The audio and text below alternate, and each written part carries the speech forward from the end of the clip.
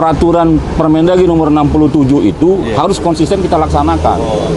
Apabila ada kepala desa itu melakukan pemberhentian secara sepihak kepada perangkat desanya, sementara persyaratan pemberhentian itu atau pengangkatannya kembali tidak sesuai dengan Permen 67, maka itu bisa diproses, Pak, sebetulnya bisa diproses.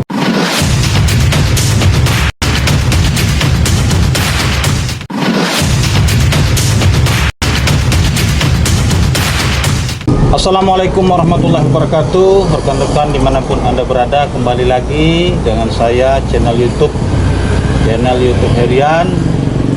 Pagi ini hadir bersama saya Pak Dr. Andes Sulaiman Midun. Ya, siap. Apa kabar, Pak? Alhamdulillah sehat. Alhamdulillah sehat, Pak. Ya. Jadi rekan-rekan, beliau ini adalah orang yang senior, katakanlah, di pemerintahan desa atau pemberdayaan masyarakat desa, gitu, Pak. Ya. Nah, jadi pemberdayaan masyarakat desa, katakanlah salah satu tenaga pegawai yang senior, karena memang beliau ini memang Bapak alumni dari pemerintahan desa, Pak. Bukan, tapi organik PMD, Pak. Organik PMD, ya. Memang begitu jadi PNS, memang sudah di bidang itu. Ya. Nah, jadi rekan-rekan sekalian, hari ini kita akan membedah tentang pemerintahan desa. Jadi apa-apa saja yang diperlukan kegiatan desa, saya kira beliaulah ahlinya. Apa kabar Pak Sulaiman? Alhamdulillah sehat, Pak. Alhamdulillah, keluarga sehat, Pak. Siap, ya. Jadi senang, Pak, kembali ketemu dengan Pak Sulaiman yang selama ini bergelut di bidang pemerintahan desa. Iya, siap. Alhamdulillah. Alhamdulillah, Pak. Ya. Kami juga terima kasih, Pak, sudah diundang di sini. Oh, sama-sama, Pak. Munculnya peraturan ini, Pak, adalah Undang-Undang Desa nomor 6 tahun 2014. Nah, menurut Bapak bagaimana undang-undang ini, Pak? Siap. Assalamualaikum warahmatullahi wabarakatuh. Para pemirsa yang kami hormati, Pak Herian yang kami cintai. Yang pertama, saya mengucapkan terima kasih, Pak, karena saya sudah diundang di channel YouTube Herian ini. Iya, Pak. Mudah-mudahan ini bermanfaat dan mudah-mudahan ini berkembang dan menjadi inovasi yang bisa mengantarkan Pak Herian sukses ke masa yang akan datang. Amin. Kalau kita bicara tentang pemerintahan desa, Pak, yang pertama Undang-Undang nomor 6 2014 ini tentang desa ini adalah salah satu produk dari tuntutan reformasi tahun 98, Pak. Ya. Jadi di dalam Undang-Undang Desa nomor 6 2014 itu ada 3 poin penting yang perlu kita catat, Pak. Yang pertama, pada bab 4 itu adalah tentang pemberian kewenangan kepada desa, baik berdasarkan hak asal usul maupun lokal berskala desa. Yang kedua, pada bab 8 itu ada kepastian pemberian keuangan kepada desa. Di pasal 72 undang-undang itu disebutkan bahwa ada 7 pendapatan desa, dan di antara pendapatan desa itu adalah adanya dari dana APBN dan ADD kabupaten.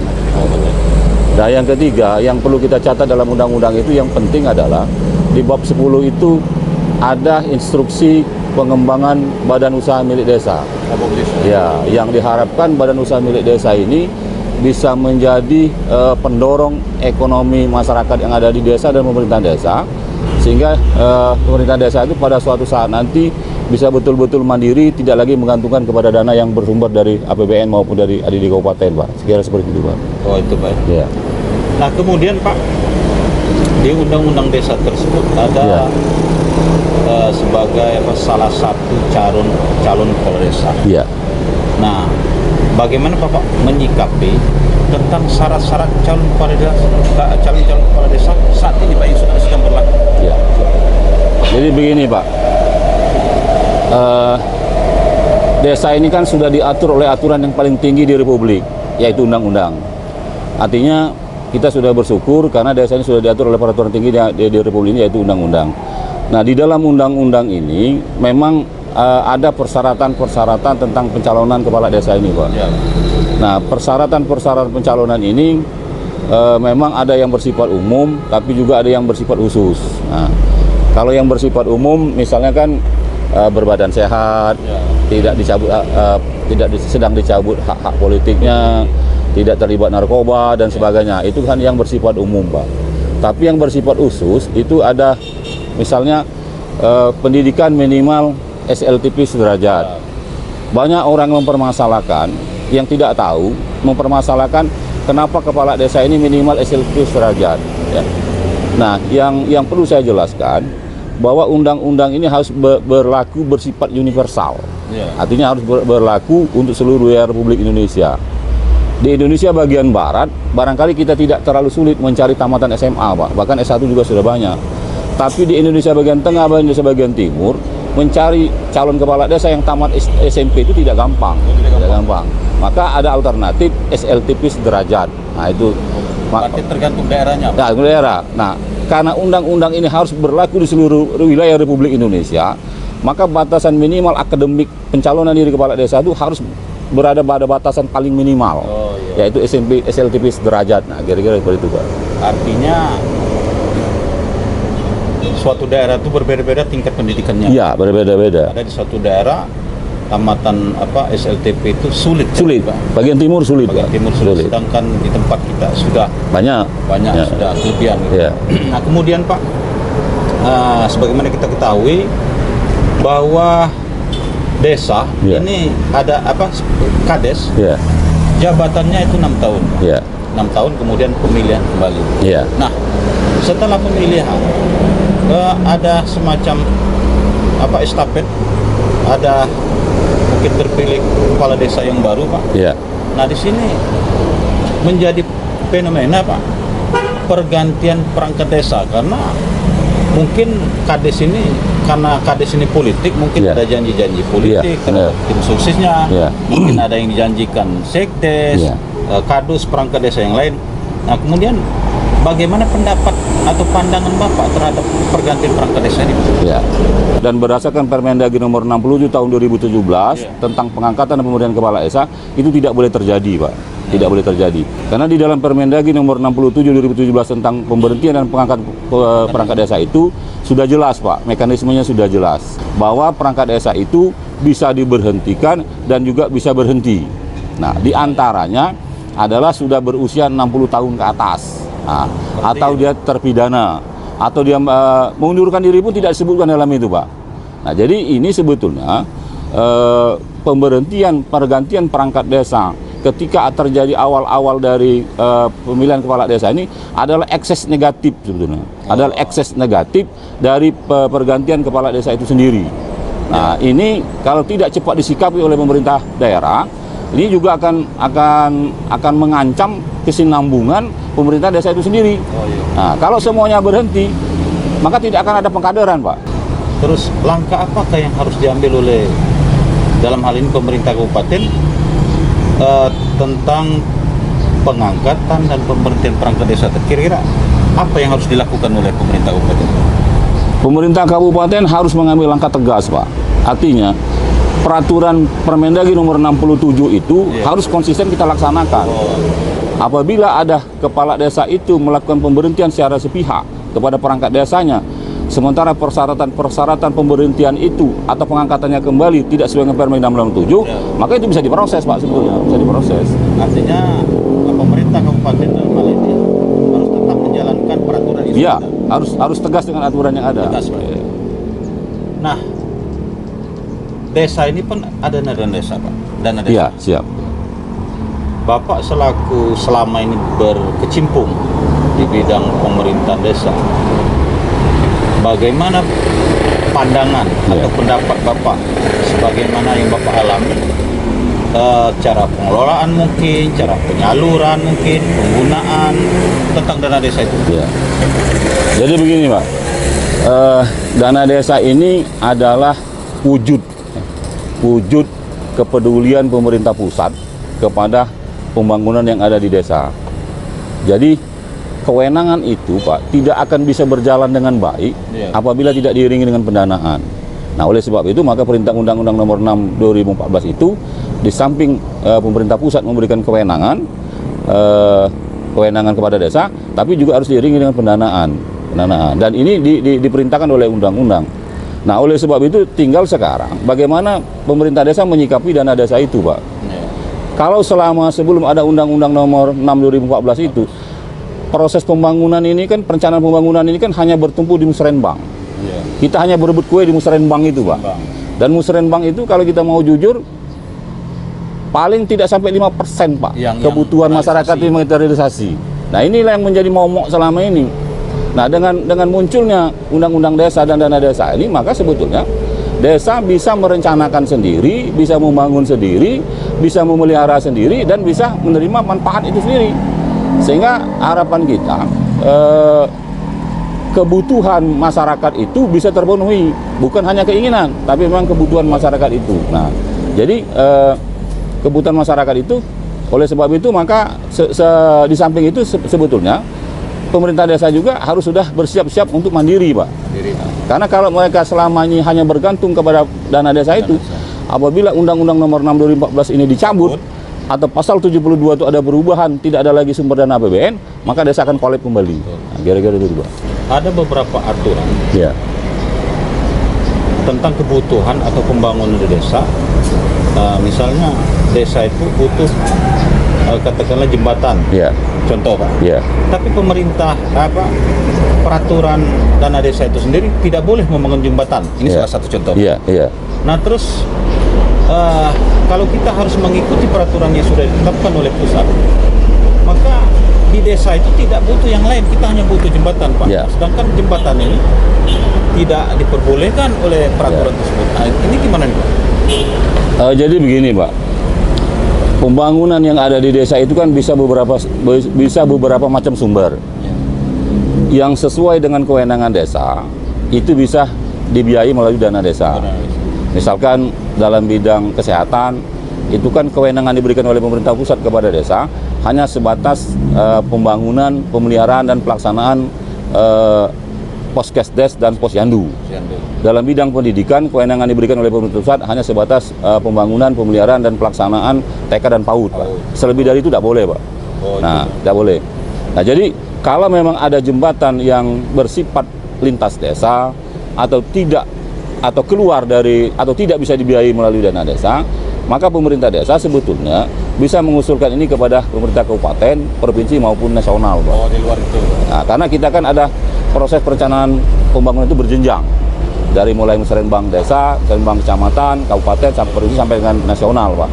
Jadi kebutuhan pembangunan yang dari desa yang tidak bisa didanai oleh pemerintah desa itu kita sampaikan kepada pemerintah kabupaten. Kalau pemerintah kabupaten juga tidak bisa mendanai itu, maka disampaikan kepada pemerintah provinsi dan sampai kepada tingkat nasional, Pak. Sekira seperti itu. Untuk menopang atau kemajuan pemasukan desa itu sendiri, itu kan ada badan usaha milik desa. Iya. Sepengetahuan Bapak, sampai di mana kemajuan atau pengelolaan badan usaha milik desa ini yang saat ini sedang berjalan? Kalau kita mau jujur, Pak Herian, Ya. ini kita mau jujur. Yang saya amati selama ini, keberadaan badan usaha milik desa ini, Pak, belum signifikan bisa membantu pemerintah desa dalam hal memperoleh keuangan yang ada. Keuangan yang ada, Pak. Nah, ini disebabkan sebetulnya faktor penyebabnya itu adalah yang pertama, komitmen kepala desa itu sendiri. Komitmen kepala desa sendiri. Nah, yang kedua, komitmen dari pengurus BUMDes itu sendiri.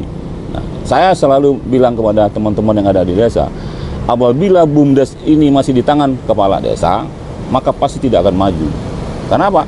Karena kepala desa dengan pilkades langsung ini, kepala desa butuh dengan rakyat. Oh iya. Nah, ini kan menyulitkan kepala desa untuk menarik retribusi segala macam itu kan. Jadi kalau ditarik, jadi masyarakat tidak akan simpati lagi. Lah iya kan. Untuk apa kami milih kamu katanya kalau tidak bisa menolong kami? Desa-desa di Pulau Jawa yang memang punya potensi wisata, punya potensi kerajinan dan sebagainya, mereka sudah eksis sebetulnya. Mereka sudah bisa membiayai mereka sendiri, kesejahteraan mereka itu sendiri, yang punya pasar desa dan sebagainya. Itu sudah eksis, Pak. Sudah eksis, mereka sudah bisa meningkatkan kesejahteraan mereka sendiri melalui badan usaha milik desa itu, melalui PAD desa. PAD desa. Ya, jadi desa sudah ada pendapatan sendiri. Iya, yang kita harapkan seperti itu sebetulnya. Jadi tidak tergantung dengan dana-dana yang tidak lagi. Andaikan undang-undang ini dirubah, maka desa sudah mandiri. Nah, itu kita harapkan seperti itu, Pak. Dia sudah punya usaha sendiri. Atau yang punya potensi wisata. Tapi Sumatera Selatan belum banyak yang punya potensi wisata itu, Pak. Desa ini ada masa transisi pemilihan pasca pilkades. Kemudian kepala desa ini kan kalau baru terpilih bingung, Pak. Iya. Jadi apa yang harus dikerjakan terlebih dulu?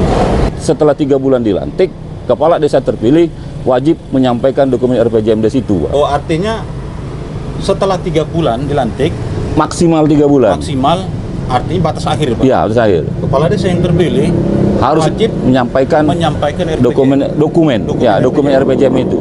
Oh, artinya sebelum di bawah sebelum 3 bulan, berarti kita sudah menyusun ini, Pak. Ya. Oh, Ya. ya. Artinya Kemudian, Pak, dokumen RPJMDes itu kan menerjemahkan visi misi pencalonan sebetulnya. Pencalonan. Nah, visi misi pencalonan. masa kampanye tadi. Ya, masa kampanye. Nah, setelah dokumen RPJMDes 6 tahun ini disusun bersama-sama dengan BPD dan komponen-komponen masyarakat yang ada, Masyarakat. maka tidak mungkin kan ini bisa kita laksanakan atau kita selesaikan dalam tempo 1 tahun. Ya. Tidak mungkin. RPJMDes itu. Maka dia disusun selama 6 tahun. Nah, setiap tahunnya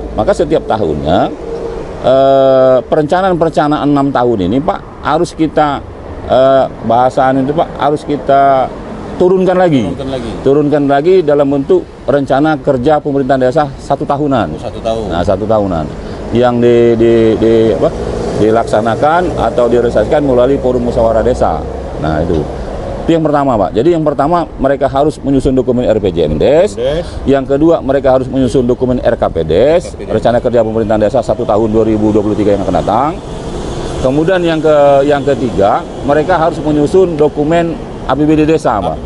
APBD desa. Nah, kemudian, Pak, kalau RPJMDes tadi itu selama untuk rencana 6 tahun, ya. Kalau RKPDes tadi itu rencana untuk 1 tahun. Oh ya. Ya, nah, setelah dapat dokumen RKP desa itu, kan kita tahu pagu anggaran yang masuk ke desa kan sudah kita ketahui. Ya.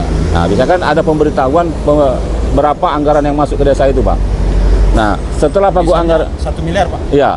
Nah, setelah pagu anggaran yang masuk ke desa, diketahui oleh desa, maka desa harus membuat yang namanya itu, Pak, desainan RAB. Oh. Nah, desainan RAB. Melakukan menyusun desainan RAB, nanti berdasarkan desainan RAB ini baru kita bawa ke forum musyawarah perencanaan pembangunan desa. Nah, musyawarah forum perencanaan pembangunan desa ini nanti menghasilkan dokumen APBD desa, Pak. APBD desa. Nah, APBD desa ini memuat pendapatan, berapa pendapatan desa itu dalam tempo 1 tahun, dan memuat pengeluaran desa selama 1 tahun itu, Pak. Nah, dokumen APBD desa inilah kemudian yang disepakati dengan BPD. Nah, dengan BPD. Nah, minimal ini, Pak. Jadi yang pertama adalah dokumen RPJM, yang kedua adalah dokumen RKP desa, yang ketiga desainan RAB, yang keempat itu adalah dokumen APBD desa. Nah, itu, Pak. Minimal 4 itu. Minimal 4 dokumen ini harus kita siapkan. Harus kita. Inilah yang menjadi persyaratan penyaluran dana di kabupaten pada tahun 2023 yang akan sebentar lagi ini, Pak. Oh, yang saat ini. Ya, 2023 ini. Nah, kemudian ya katakanlah, Pak, saya ini baru dilantik. Ya. Nah, kemudian bingung. Ya. Kan tidak paham, tidak mengerti apa itu RKPDes. Ya. Nah, RKPDes ini apa isinya, Pak? RKPDes itu, Pak, adalah turunan. Oh, turunan, Pak. Turunan dari dokumen RPJM. Jadi setiap tahun itu kan dalam dokumen RPJM itu, Pak, misalkan yang pilihan Kades kemarin, Pak, ya. Ya. Nah, ini kan mulai 2023. 23, 24, 25, 26, 27, 28. Nah, sampai 28. Nah, di dalam dokumen RPJM itu sudah dipilah-pilah, Pak. Tahun 2023 ini harus dikerjakan. 2024 ini harus dikerjakan. Nah, itu, Pak. Baru kemudian setiap tahun ini dimusyawarah desa kan, Pak. Nah, musyawarah desa ini nanti menghasilkan daftar prioritas yang dibutuhkan oleh desa tersebut. Nah, bagaimana cara memperoleh daftar prioritas itu? Yang pertama, kita harus melakukan kaji ulang kepada dokumen RPJMDes. Yang kedua, kita harus melihat situasi terkini di desa tersebut. Nah, yang ketiga, kita harus bisa melakukan kajian kebutuhan masyarakat melalui kalender musim. Yang berikutnya bisa kita lakukan kajian melalui sketsa desa. Yang berikutnya bisa kita lakukan kajian melalui bagan kelembagaan. Nah, yang terakhir sekarang ini kita harus melakukan kajian kebutuhan masyarakat desa itu berdasarkan hasil pendataan SDGs. Oh. Nah, SDGs. Pendataan apa tuh? SDGs itu, Pak, program pembangunan desa berkelanjutan. Perintah dari Bank Dunia, perintah dari PBB, dan sudah diperintahkan oleh Presiden Jokowi bahwa ada 18 item yang harus menjadi prioritas pembangunan yang ada di desa secara berkelanjutan. Nah, kemudian tadi ada RAB. Ya. Nah, RAB ini rencana anggaran biaya, Pak. Iya. Nah, kira-kira isinya apa nih, Pak? RAB itu begini, Pak. Ya. Secara teknis kalau dia berbentuk bangunan itu bisa dibantu perhitungannya oleh teman-teman pendamping teknik. Nah, jadi ini. hitungan. Ya. Jadi kalau RAB itu sebetulnya Pak, isinya itu adalah apa yang harus kita kerjakan, Ya. Berapa volumenya, rincian pekerjaannya itu apa, dan berapa biayanya, Pak. Baik fisik maupun non fisik. Oh, jadi rekan-rekan sekalian bahwa RAB ini hitungan, Pak, rincian perhitungan suatu pekerjaan. Ya. Nah, jadi kalau kita misalkan pelatihan, gedung misalkan, berapa fondasi, berapa atap, ada gambarnya, berapa dindingnya, dan sebagainya. Ada bentuk gambarnya, ada bahan-bahan yang diperlukan, ada juga upah hari orang kerjanya. Nah, ini ada di dalam RAB. Dan ada standarnya, Pak. Standarnya itu namanya SNI. Menetapkan harga itu. Iya. Jadi bukan berarti semaunya desa. Nggak bisa, Pak. Nggak bisa. Jadi harus mengikuti standar yang sudah ditetapkan. SNI. Jadi misalkan kita begini, Pak Aryan. Kita menghitung secara kasat mata, membangun WC itu paling mungkin sekitar 5 juta. Ya. Tapi SNI beda lagi, Pak. Oh, beda lagi. Beda lagi SNI. Bisa lebih besar dari situ. Oh, lebih besar dari Nah, situ. itu hitungan SNI. Nah, kemudian Pak, tadi disebutkan ada APBDes. Iya. Nah, kemudian apa isinya nih, Pak? Kalau saya bisa menyebutkan saja isinya, apa ini isi Ya. APBDes ini, Pak? Jadi APBDes itu kan anggaran pendapatan belanja desa, Pak. Iya. Nah, anggaran pendapatan belanja desanya isinya ada 2. Ya. Yang pertama adalah rangkuman berapa rencana pendapatan desa yang ada. Maksudnya uang masuk, Pak. Uang masuk ke desa, baik melalui PAD, baik melalui kabupaten, baik melalui APBN, Pak. Nah, sekarang yang menjadi seksi itu hanya ada 2 yang seksi itu, Pak, adalah ADD dan dana desa. Dana desa. Padahal PAD ini yang kita harapkan ini bisa mendongkrak perekonomian kawan-kawan yang ada di desa itu melalui PAD desa sebetulnya. Ya. Tapi mereka masih bergantung kepada 2 komponen pendapatan ini, Pak. Nah, kemudian itu komponen pendapatan. Nah, di sebelahnya itu ada komponen belanja. Oh, belanja. Komponen belanja desa. Pengeluaran. Nah, pengeluaran belanja desa. Nah, komponen belanja desa ini, Pak, ini diatur oleh Permendagri. Permendagri nomor 20 tahun 2018 tentang keuangan desa. Jadi di dalam Permendagri itu ada 5 subbidang, Pak, yang bisa dikerjakan oleh desa. Bidang pertama adalah bidang pemerintahan, bidang kedua adalah bidang pembangunan, bidang ketiga adalah pemberdayaan masyarakat, bidang keempat adalah pembinaan kemasyarakatan, dan yang kelima itu adalah bidang penanggulangan bencana dan keadaan darurat. Nah, jadi 5 bidang. 5 bidang itu, Pak. Nah, 5 bidang ini, Pak, diturunkan lagi menjadi 25 subbidang. 25 subbidang ini dipecah lagi menjadi sekitar 170 kegiatan. 170 kegiatan. Yang bisa dikerjakan oleh desa. Nah, yang bisa dikerjakan oleh desa. Yang menjadi kewenangan desa, Pak. Nah, itu isinya, Pak. Nah, artinya APBDes tadi pemasukan misalnya. Iya, pendapatan. Pendapatan pengeluaran desa. Jadi desa itu dapat uang dari mana saja Ya, itu, Pak. ya. Kemudian belanja pengeluaran. Ya. Nah, bagaimana, Pak, pendapat Bapak? Ada pendapatan desa di luar APBN, APBD, apa hibah ya? Bisa, pihak ketiga. Hibah. Nah, sekarang yang kita tanyakan, Pak, alur hibah ini, Pak, karena ada salah satu kepala desa yang bermasalah dengan hukum, Pak. Iya, iya. Nah, jadi menurut Bapak yang sudah berkecimpung lama di pemerintahan desa, Ya. bagaimana, Pak, alur hibah ini? Atau misalnya kita ambil masuk kemana uangnya? Kira-kira gimana? Jadi begini, Pak, di dalam Undang-Undang Nomor 6 2014 tentang desa itu, pasal 72, itu kan ada 7 pendapatan desa. 7 pendapatan desa. Nah, diantaranya adalah PAD, kemudian ADD, kemudian dana desa, ada lagi tadi, Pak, sumbangan pihak ketiga. Yang hibah tadi, Pak? Ya. Oh, iya. Bisa, itu bisa sumbangan pihak ketiga. Nah, di dalam PP dan Peraturan Pemerintah Nomor 43 Tahun 2014 tentang petunjuk pelaksanaan Undang-Undang Nomor 6 2014 tentang desa, dan Permendagri dulu diatur oleh Permendagri Nomor 13, Pak. Bukan 13. Permendagri Nomor 113 2014 tentang keuangan desa. Sekarang sudah dirubah menjadi Permendagri Nomor 20 Tahun 2018 tentang keuangan desa. Nah, di dalam Permendagri itu disebutkan memang, Pak, disebutkan bahwa pendapatan dan belanja desa harus dikelola melalui rekening kas desa dan APBD desa. Nah, jadi bagi desa yang mempunyai PAD, mempunyai sumbangan dari pihak ketiga, maka uang tersebut jangan langsung dibelanjakan. Masukkan dulu ke rekening kas desa, kemudian disusun belanjanya dimasukkan di dalam APBD desa, Pak. Oh, jadi uangnya dimasuk ke rekening desa, kemudian dicantumkan di APBD desa. Bisa dimusyawarahkan penggunaannya, baru kita masukkan legalnya di APBD desa. Tapi kalau dia tidak dimasukkan dalam rekening kas desa, tidak masuk dalam APBD desa, maka ini dianggap ilegal, Pak. Nah, walaupun ini sifatnya, walaupun ini mungkin dilaksanakan betul, tapi karena ini kesalahan administrasi, maka menurut APH itu kesalahan administrasi itu adalah pangkal terjadinya kerugian negara. Nah, itu tetap salah, Pak. Dan perkenankan. Karena ini yang sudah terjadi. Ya, benar.